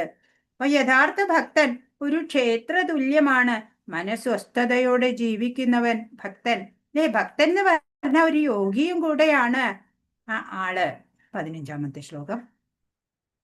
യസ്മാന്നോ ദ്വിജതേ ലോകോ ലോകാന്നോ ദ്വിജതേ ജയ ഹർഷാമർഷഭയോദ്വേഗേർമുക്തോ യസ ച മേ പ്രിയ. ആരാലാണോ ആർക്കും ബുദ്ധിമുട്ടുകൾ ഒന്നുമില്ലാത്തത്, ആരാണോ ഏതൊരുവനാലും അസ്വസ്ഥനായി തീരാത്തത്, സുഖദുഃഖങ്ങളിലും ഭയ ഉത്കണ്ഠകളിലും ആരാണോ അങ്ങനെയുള്ള എൻ്റെ ഭക്തൻ എനിക്ക് വളരെ പ്രിയപ്പെട്ടവൻ. അപ്പൊ ഭഗവാൻ ആരെയൊക്കെ പ്രിയ ഉണ്ടാവുക? ഒരു ഭക്തനെ കൊണ്ട് മറ്റാർക്കും ഒരു ബുദ്ധിമുട്ടും ഉണ്ടാവില്ല, ആർക്കും ഒരു ബുദ്ധിമുട്ടും ഉണ്ടാക്കി കൊടുക്കില്ല. ഇനി മറ്റൊരാൾ അയാളെ എന്തെങ്കിലും പറഞ്ഞോ ഒരു പ്രകോപനവും അയാൾക്ക് ഉണ്ടാവില്ല, അസ്വസ്ഥനാവില്ല. സുഖദുഃഖങ്ങളാവട്ടെ ഭയം ആവട്ടെ എല്ലാപ്പോഴും സമചിത്തനായിട്ടിരിക്കും. അങ്ങനെയുള്ള ഭക്തൻ ഭഗവാന്റെ ഡിയറസ്റ്റ് ഭക്തൻ. അപ്പൊ നമുക്കും അങ്ങനെയൊക്കെ ആവണ്ടേ? 15.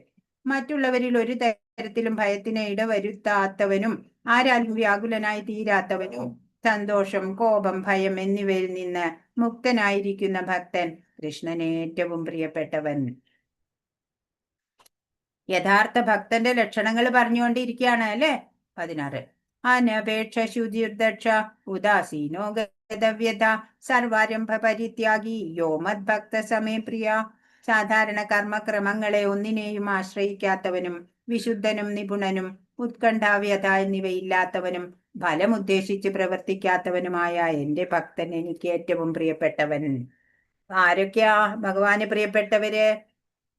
സാധാരണ കർമ്മക്രമങ്ങളെ ഒന്നും ആശ്രയിക്കില്ല, വിശുദ്ധനാണ്, നിപുണനാണ്, എന്നാ ഒരു ആദിവ്യാധി ഒന്നുമില്ല, ഉത്കണ്ഠാവ്യത ഒന്നുമില്ല, അല്ലെ? ഫലം ഉദ്ദേശിച്ചല്ല പ്രവർത്തിക്കുന്നത്.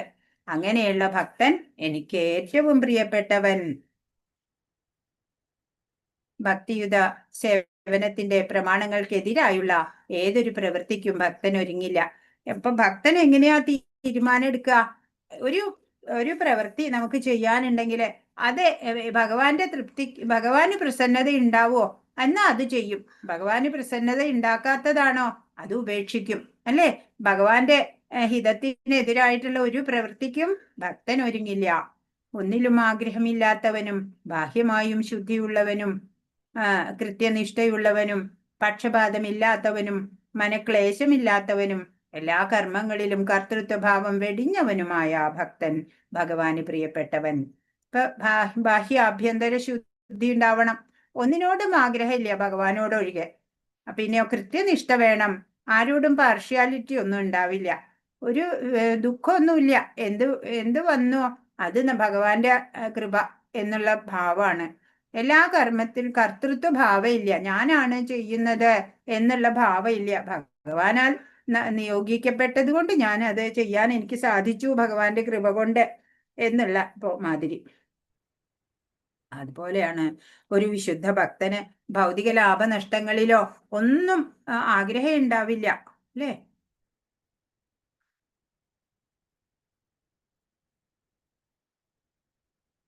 എന്താ പറയണേ? യേ യഥാ മാം പ്രപദ്യന്തേ താം തഥൈവ ഭജാമ്യഹം എന്ന് നമ്മൾ മുമ്പ് കണ്ടിട്ടുണ്ട്, അല്ലെ? ഭഗവാനോട് നമ്മൾ എത്രത്തോളം സിൻസിയർ ആണോ അത്രയും തന്നെ നമുക്ക് തിരിച്ചും കിട്ടും, അല്ലെ? അപ്പൊ അനന്യ ഭക്തന്റെ യോഗക്ഷേമം ഭഗവാൻ ഏറ്റെടുക്കും എന്ന് പറഞ്ഞു. അനപേക്ഷനാണ് അയാള്, ഒരു അപേക്ഷയുമില്ല ആ ഭക്തന്, അല്ലെ? അപ്പോ അങ്ങനെയുള്ളവരെ ഭഗവാൻ ഇഷ്ടം. ഇനി സ്ഥിതപ്രജ്ഞൻ, യോഗി എന്നൊക്കെ മുമ്പ് ഓരോ വാക്ക് ഭഗവാൻ നമുക്ക് പരിചയപ്പെടുത്തി. അതാണ് ഇവിടെ പറയുന്നത് 17ാമത്തെ ശ്ലോകത്തില്. യോ ന ഹൃഷ്യതി ന ദ്വേഷ്ടി ന ശോചതി ന കാംക്ഷതി ശുഭാശുഭ പരിത്യാഗി ഭക്തിമാൻ യസമേ പ്രിയ. സന്തോഷിക്കുകയോ ദ്വേഷിക്കുകയോ ദുഃഖിക്കുകയോ ആഗ്രഹിക്കുകയോ ചെയ്യാത്തവനും ശുഭങ്ങളെയും അശുഭങ്ങളെയും ത്യജിച്ചവനുമായ ഭക്തൻ എനിക്ക് അത്യന്തം പ്രിയൻ. അപ്പൊ എന്താണ് സ്ഥിതപ്രജ്ഞ, അല്ലെ? എല്ലാത്തിലും സമഭാവന, ആത്മസംയമനം, അല്ലെ? ഇന്ദ്രിയ നിയന്ത്രണം, മനോനിയന്ത്രണം ഒക്കെ ഉള്ള ആള്. സന്തോഷം വന്നാൽ അങ്ങോട്ട് തുള്ളിച്ചാടൊന്നുമില്ല, അല്ലെ? ദ്വേഷിക്കില്ല, ദുഃഖിക്കില്ല, ആഗ്രഹിക്കില്ല. അങ്ങനെ ശുഭങ്ങളാവട്ടെ അശുഭങ്ങളാവട്ടെ ഏതായാലും ഫലത്തിനെ ത്യജിച്ച ആളാണ്. അങ്ങനെയുള്ള ഭക്തൻ ഭഗവാന് പ്രിയങ്കരൻ. ഒരു വിശുദ്ധ ഭക്തൻ ലാഭനഷ്ടങ്ങളില് ഭൗതികമായിട്ടുള്ളതിലൊന്നും സന്തോഷിക്കോ സന്താപിക്കോ ഒന്നും ചെയ്യില്ല, അല്ലെ? അങ്ങനെയുള്ള എല്ലാതും ഉപേക്ഷിച്ചവനാണ്. ഭഗവത് പ്രീതിക്ക് വേണ്ടിയിട്ടോ ഏതാപത്തും ചുമക്കാൻ തയ്യാറാവും. പ്രഹ്ലാദ് നമുക്കറിയാം, അല്ലേ? കുട്ടി അസുരക്കുട്ടിയായിരുന്നു. നാരായണായ നമഃ എന്ന് ജപിച്ചപ്പോ ഹിരണ്യകശിപു അച്ഛന് ഇഷ്ടായില്ല, അല്ലേ? പലതരത്തിലെ ആ കുട്ടിയെ വധിക്കാൻ ശ്രമിച്ചു സ്വന്തം പിതാവ്. പക്ഷേ ഭഗവാൻ എപ്പോഴും സഹായത്തിനുണ്ടായി, അല്ലേ? ആ ഒരു ഭക്തോത്തമനായ പ്രഹ്ലാദ് കാരണം ആ പരമ്പരയ്ക്ക് മുഴുവനും മുക്തി ലഭിച്ചു എന്നാ. അതുപോലെ അംബരീഷ് മഹാരാജാവിന്റെ കഥ നമുക്കറിയാം. നവധാ ഭക്തിയും ഒരുമിച്ച് ചെയ്യുന്നുണ്ട്, അല്ലേ? ഇപ്പോ നാമജപം അത് നമ്മൾ ചെയ്യുക, ആത്മീയ ഉന്നതിക്ക് ഏറ്റവും ശ്രേഷ്ഠം അതാണ്. തപോനിഷ്ഠയിലൂടെ ഭൗതിക ബന്ധമുള്ള മനസ്സിനെ നമ്മൾ ശുദ്ധീകരിച്ചിട്ട് കൃഷ്ണപ്രേമത്തെ ഉണർത്തണം. ശ്രീല പ്രഭുപാദ് അതിനുതകുന്ന തരത്തിലാണ് ഭക്തരുടെ ദിനചര്യയൊക്കെ ചിട്ടപ്പെടുത്തിയിട്ടുള്ളത്. അത് നമ്മൾ അനുസരിക്കുക മാത്രമേ വേണ്ടൂ. യോഗിയുടെ തലത്തിലെത്തിയ ഒരാളാണ് ഭക്തൻ. അതാണ് ഇവിടെ 18-19 ശ്ലോകങ്ങൾ പറയുന്നത്. സമാശത്രൗ ച മിത്രേ ച തഥാ മാനാപമാനയോ ശീതോഷ്ണ സുഖ ദുഃഖേഷു സമസംഗ വിവർജിത തുല്യനിന്ദാസ്തുതിർമൗനി സന്തുഷ്ടോ യേന കേനചിത് അനികേത സ്ഥിരമതിർ ഭക്തിമാൻ മേ പ്രിയോ നര. ശത്രുക്കളിലും മിത്രങ്ങളിലും സമഭാവനയോടെ മാനാപമാനങ്ങൾ, ശീതോഷ്ണങ്ങൾ, സുഖദുഃഖങ്ങൾ, ആദരവും അനാദരവും, യശസ്, ദുഷ്കീർത്തി എന്നീ ദ്വന്ദ്ങ്ങളെ ഒരേ വിധം കൈക്കൊണ്ട് അസത്സംഗത്തിൽ നിന്ന് എല്ലായ്പ്പോഴും മുക്തനും മൗനിയും ജ്ഞാനത്തിൽ ഉറച്ചവനും സദാ സംതൃപ്തനുമായി ഗാർഹിക ബോധമുപേക്ഷിച്ച് ഭക്തിയുത സേവനത്തിൽ ഏർപ്പെട്ടിരിക്കുന്ന ഭക്തൻ എനിക്ക് ഏറ്റവും പ്രിയപ്പെട്ടവൻ. ഇപ്പൊ ഭഗവാൻ ആരെയാ ഇഷ്ടം? ദ്വന്ദ്വാതീതരാവുക അല്ലെ? ശത്രുക്കളും മിത്രങ്ങളെ ഒക്കെ സമഭാവനയോടെയാണ് ഡീൽ ചെയ്യുക. മാനം വന്നാലോ അപമാനോ, ശീതം, ഉഷ്ണം, സുഖം, ദുഃഖം, ആദരവ്, അനാദരവ്, യശസ്, ദുഷ്കീർത്തി, ഈ ദ്വന്ദ്ങ്ങളെ ഒക്കെ ഒരേപോലെ കൈക്കൊള്ളുക. പിന്നെയോ അസത്സംഗത്തിൽ നിന്ന് വിട്ടു നിൽക്കുക അല്ലെ? ദുർജനങ്ങളുമായിട്ട് സഹവസിക്കണില്ല. പിന്നെയോ പിന്നെ മൗനി എന്ന് പറഞ്ഞാ ഒന്നും മിണ്ടാത്തതല്ല, ഭഗവാനെ കുറിച്ചൊക്കെ സംസാരിക്കും, അല്ലാത്ത വ്യർത്ഥമായിട്ടുള്ള അല്ലെ ജൽപ്പനങ്ങളൊന്നുമില്ല. ജ്ഞാനത്തിൽ ഉറച്ചു നിൽക്കും, സദാ സംതൃപ്തനായിരിക്കും, ഗാർഹിക ബോധം ഉപേക്ഷിക്കും, അതായത് ഭൗതികതയിൽ നിന്നൊക്കെ ഡിറ്റാച്ച്ഡ് ആവും. അങ്ങനെ ഭക്തിയുത സേവനത്തിൽ ഏർപ്പെട്ടിരിക്കുന്ന ഭക്തൻ എനിക്ക് എത്രയും പ്രിയപ്പെട്ടവൻ അല്ലേ? ഭഗവാനെ ഏറ്റവും പ്രിയപ്പെട്ടവരെ പറയാണ്. ഇപ്പോ ഒരു ഗുരു ജപിച്ചുകൊണ്ടിരിക്കുകയായിരുന്നു കേട്ടോ. അപ്പോ ഒരു ഗസ്റ്റ് വന്നു. ശിഷ്യര് പറഞ്ഞു, അങ്ങനെ പ്രധാനപ്പെട്ട ഒരു ഗസ്റ്റാണ്, ഇന്ന ആള് വന്നിട്ടുണ്ട് എന്ന് പറഞ്ഞു, അവരെ ഇങ്ങോട്ട് വിളിക്കട്ടെ എന്ന് ചോദിച്ചു ശിഷ്യൻ. അപ്പോ ഗുരു പറഞ്ഞു, വേണ്ട, ഞാനിപ്പോ ഭഗവാനുമായിട്ട് അസോസിയേറ്റ് ചെയ്തിരിക്കുകയാണ്, ഇപ്പൊ അവരെ വിളിക്കണ്ട എന്നാ പറയാ അല്ലെ? നമ്മള് വേഗം വേറൊരാള് വന്ന ഭഗവാന്റെ ആരാധനയൊക്കെ അവിടെ മാറ്റി വെച്ചിട്ട് അവരായിട്ട് സല്ലപിക്കും. നമ്മളതാ ചെയ്യാ അല്ലെ? അപ്പൊ നമുക്ക് ഈ മനുഷ്യ ജന്മം എത്രയോ വിലപ്പെട്ടതാണ് അല്ലെ? നമ്മള് ജ്ഞാനപ്പാനയിൽ നമ്മൾ കണ്ടിട്ടുണ്ട് അല്ലെ? എത്ര ജന്മം കഴിഞ്ഞിട്ടായി മനുഷ്യ ജന്മം, എത്ര ജന്മം മലത്തിൽ കഴിഞ്ഞതും, എത്ര ജന്മം ജലത്തിൽ കഴിഞ്ഞതും, എത്ര ജന്മങ്ങൾ മണ്ണിൽ കഴിഞ്ഞതും, എത്ര ജന്മം മരങ്ങളായി നിന്നതും, എത്ര ജന്മം അരിച്ചു നടന്നതും, എത്ര ജന്മം മൃഗങ്ങൾ പശുക്കളായി, എത്ര ജന്മം പ്രയാസപ്പെട്ടിക്കാലം, അത്ര വന്നു പിറന്നു സുഹൃതത്താൽ അല്ലേ? ഇത്രയും സുഹൃതം ചെയ്തിട്ടാ ഇപ്പൊ ഒരു മനുഷ്യ ശരീരത്തില് നമ്മള് ഉള്ളത് അല്ലെ? ആ ജന്മം എത്ര അമൂല്യമായതാണ് എന്നറിഞ്ഞ് അതിന്റെ പരമമായ ലക്ഷ്യം മനസ്സിലാക്കി അതിനുവേണ്ടി സഫലതയ്ക്കായിട്ട് നമ്മള് പ്രയത്നിക്കണം. അതാണ് ഭഗവാൻ പറഞ്ഞു തരുന്നത്. ഭഗവാനെ ഉണ്ടല്ലോ ഒരിക്കൽ നമുക്ക് കിട്ടിയാണ്ടല്ലോ പിന്നെ ഒരിക്കലും ഭഗവാൻ നമ്മളെ വിടില്ല. അതാ കൃഷ്ണന്റെ ഗുണം. ഈ ജീവിതത്തിലും ഇനി എത്ര ജന്മം ഉണ്ടെങ്കിലും നമ്മളെ പിന്നെ ഭഗവാൻ കൈവിടിയില്ല. നമ്മുടെ ഹൃദയം കവരും അല്ലെ? ഒരിക്കലും കവർന്നാ പിന്നെയോ റിട്ടേൺ പോളിസി ഇല്ല ഭഗവാന്. അത് അറിഞ്ഞുകൂടാ ഭഗവാന്. ഇപ്പൊ പ്രേതങ്ങൾ വരെ പിടിച്ചാൽ ചിലപ്പോ പിടിവിടും, പക്ഷെ കൃഷ്ണൻ വിടില്ല. ഒരിക്കൽ പിടിച്ചാ പിന്നെ നമ്മളെ വിടില്ല. ആ ചിത്ത ചോരൻ, ആ ചിത്തം പിന്നെ റിട്ടേൺ ചെയ്യില്ല. ഭഗവാൻ തന്നെ കയ്യിൽ വെക്കും. ഹരേ കൃഷ്ണ. 20ാമത്തെ ശ്ലോകം ഇതിലില്ല. സാധന അനുഷ്ഠിക്കുന്നവരെല്ലാം എനിക്ക് പ്രിയപ്പെട്ടവരാണ് എന്ന് പറയാണ് 20ാമത്തെ ശ്ലോകം. ഏതു ധർമ്മ്യാമൃതമിതം യഥോക്തം പര്യുപാസതേ ശ്രദ്ധദാനാമത്പരമാ ഭക്താസ്തേ അതീവ മേ പ്രിയ.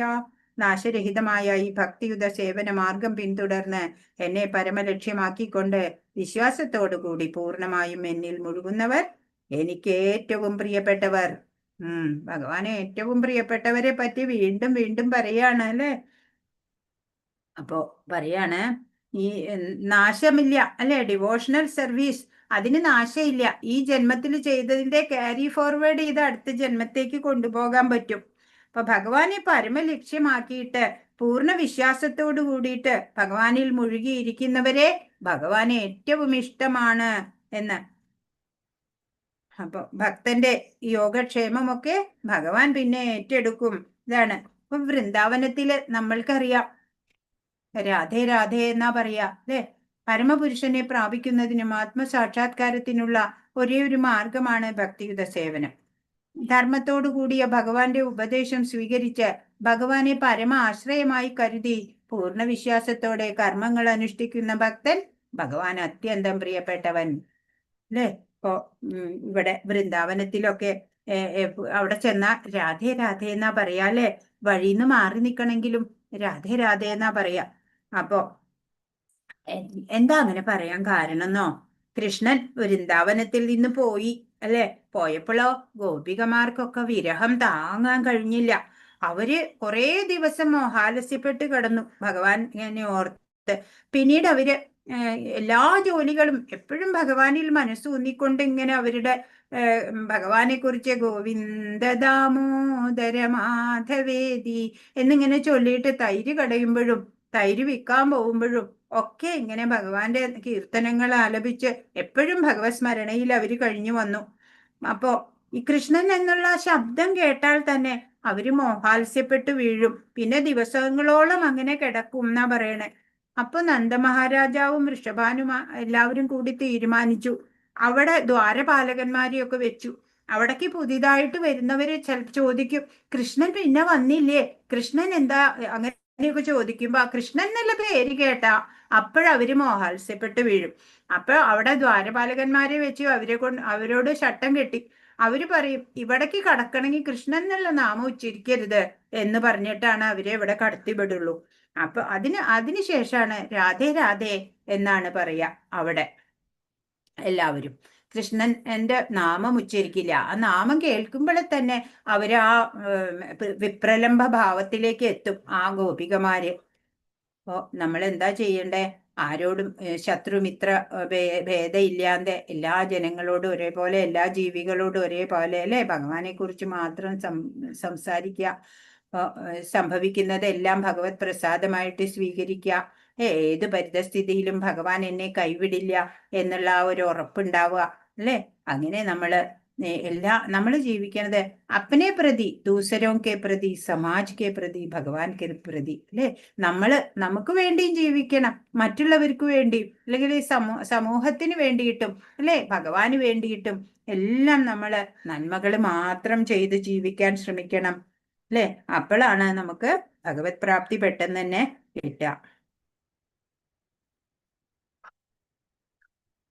ഹരേ കൃഷ്ണ കൃഷ്ണ കൃഷ്ണ ഹരേ ഹരേ, ഹരേ രാമ രാമ രാമ ഹരേ ഹരേ.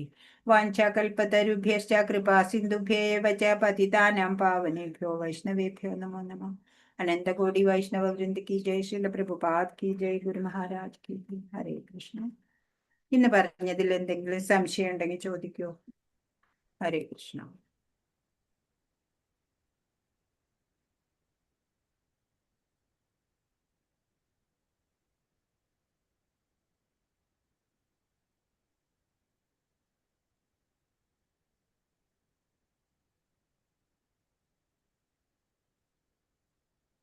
നമ്മൾ 2 യൂണിറ്റ് അവസാനിച്ചിരിക്കണു, അല്ലെ? 2 സെക്ഷൻ കഴിഞ്ഞു. ഇനി 6 അധ്യായം കൂടി മാത്രമേ ബാക്കിയുള്ളൂ. ജ്ഞാനയോഗം എന്നുള്ള ആ വിഭാഗം മാത്രമാണ് ബാക്കിയുള്ളൂ. അപ്പൊ ഇതിന്റെ പരീക്ഷ എന്നാ നടത്തേണ്ടത്?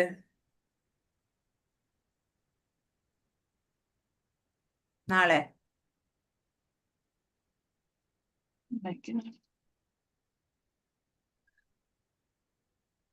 എന്നാ പരീക്ഷ വേണ്ടത്?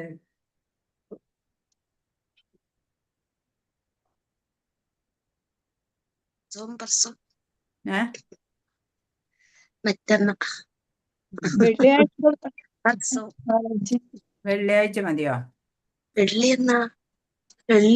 വെള്ളിയാഴ്ച പറ്റത്തില്ല മാതാജി എനിക്ക്. അയ്യോ, എന്നാ പിന്നെ നാളെ. നാളെ ആയാലും കുഴപ്പമില്ല. ഈ അധ്യായം തീർന്നു മാതാജി. ഈ അധ്യായം തീർന്നു. 20 ശ്ലോകമല്ലേ ഉള്ളൂ. അയ്യോ, അർച്ചാവിഗ്രഹത്തിന്റെ കാര്യം. അർച്ചാവിഗ്രഹം എക്സാം ഉണ്ട് മാതാജി. നാളെ വേണ്ട. നാളെ വേണ്ട. എന്നാ പിന്നെ ശനിയാഴ്ച മതിയോ? മതി മാതാജി.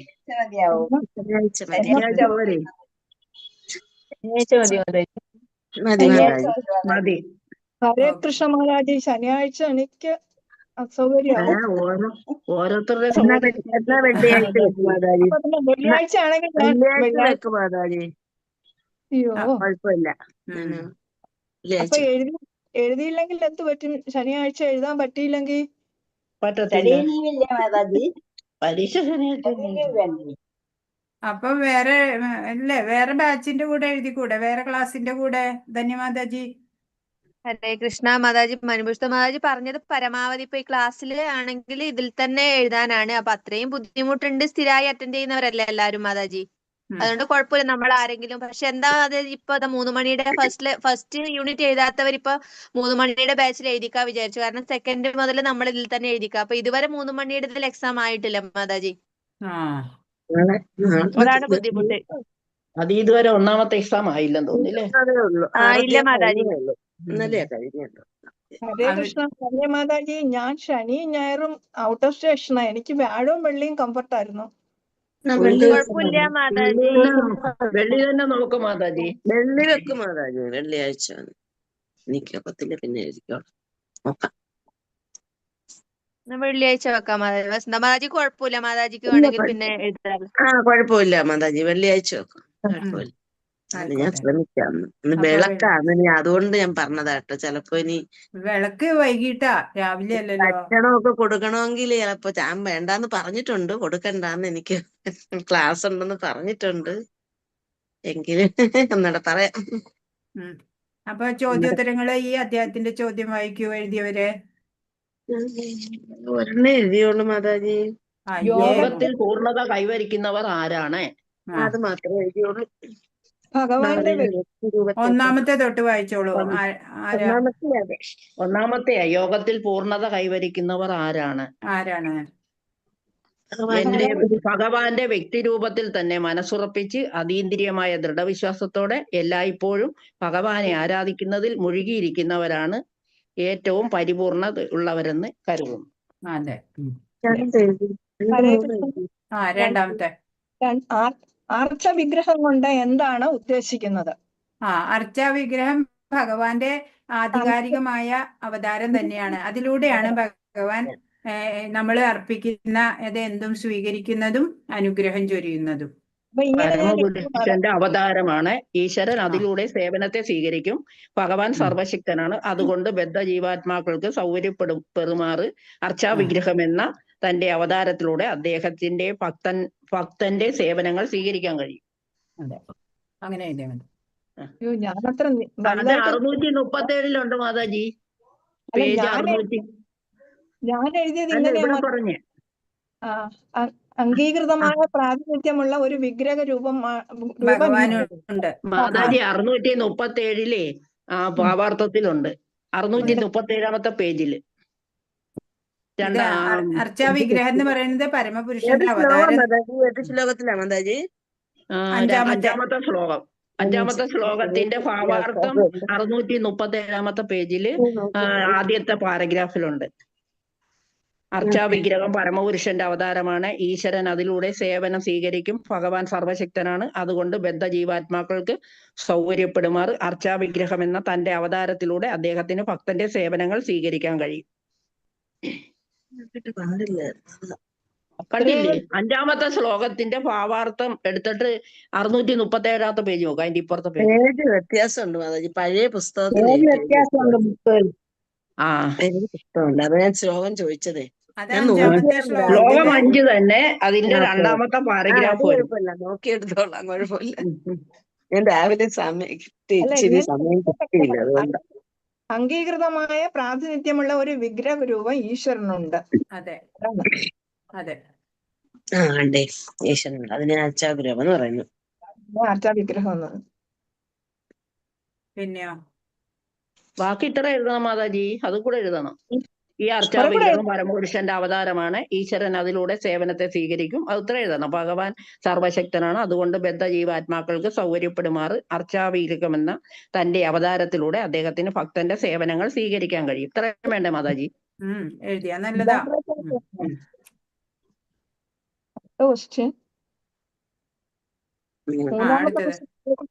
ഭക്തിയിലൂടെ ഭഗവാനെ എങ്ങനെ പ്രാപിക്കാം എന്ന് 8 മുതൽ 12 വരെ ഉള്ള ശ്ലോകത്തിൽ പറയുന്നത് എന്തല്ല? ഏതൊക്കെ മാർഗങ്ങളാണ് പറഞ്ഞത്?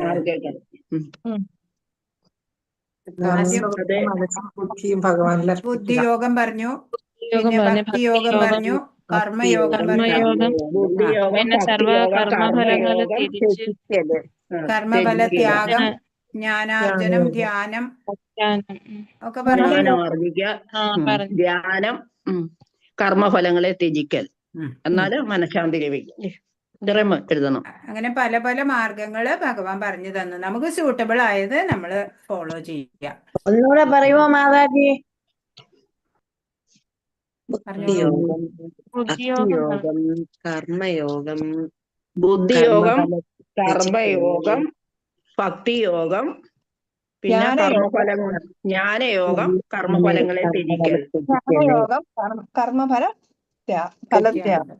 സർവ കർമ്മഫലങ്ങളും ത്യജിച്ച് ആത്മസ്ഥിതനായി തീരുക. അടുത്ത ചോദ്യം ഏതാ? അത് 3 ഉണ്ടായിരുന്നു. മൂന്നെണ്ണേ ഉള്ളു. അത്രേ ഉള്ളൂ. ആ, പിന്നെ പ്രിയ ഭക്തനാവാനുള്ളത് 12 മുതൽ 20 വരെയുള്ള അധ്യായങ്ങൾ, 13 മുതൽ 20 വരെയുള്ള ശ്ലോകം അതന്നെയാണ്. എങ്ങനെ ഭഗവാന്റെ പ്രിയ ഭക്തനാവാം എന്ന് ഉം. അതൊക്കെ നോക്കി പഠിച്ചു വെച്ചോളൂ. ഉം.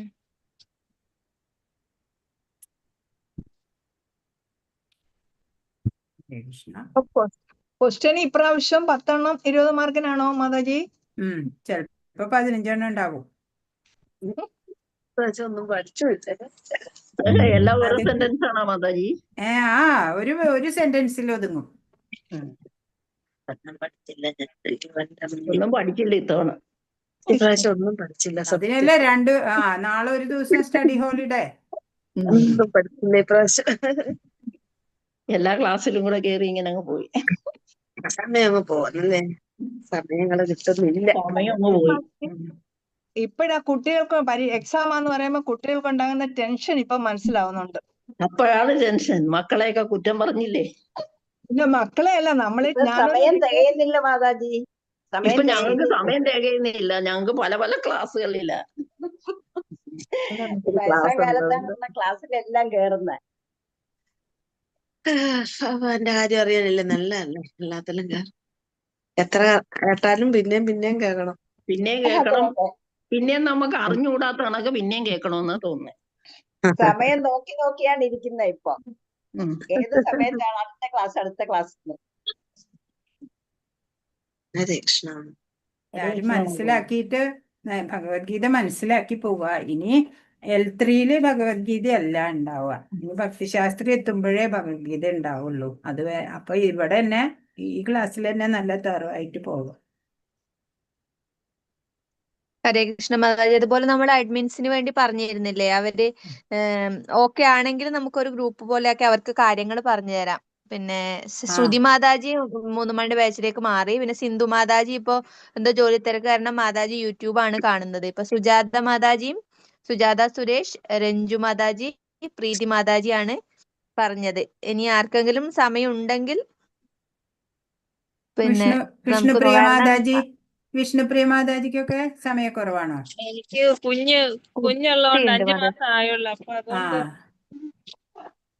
2 പേരുണ്ട്. ഒരാൾക്ക് 5 മാസം, ഒരാൾക്ക് 3 വയസ്സ്. വേറെ ആരെങ്കിലും ഉണ്ടെങ്കിൽ പറഞ്ഞോളൂ. ഇപ്പൊ സമയം ഉണ്ടെങ്കിൽ പറഞ്ഞു തരുന്നത് കുഴപ്പമില്ല, വേഗം മനസ്സിലാവും. അതുകൊണ്ട് നമുക്ക് ഇനിയിപ്പം ജനുവരിയിൽ 1 മുതൽ ക്ലാസ് തുടങ്ങും. അതിന് മുന്നേ ഇപ്പൊ നമുക്ക് മറ്റേതിലേക്ക് മാറണം, ലെവൽ 1ലേക്ക്. അപ്പൊ ഇനി മുതൽ നിങ്ങൾ പഠിച്ചു കഴിഞ്ഞാൽ പിന്നെ ഇതിൽ കാര്യമായിട്ടൊന്നും ചെയ്യാനില്ല. നമുക്ക് ആ ലിങ്ക് ഇടണം ഗ്രൂപ്പില്. പിന്നെ ഒന്ന് ഷെയർ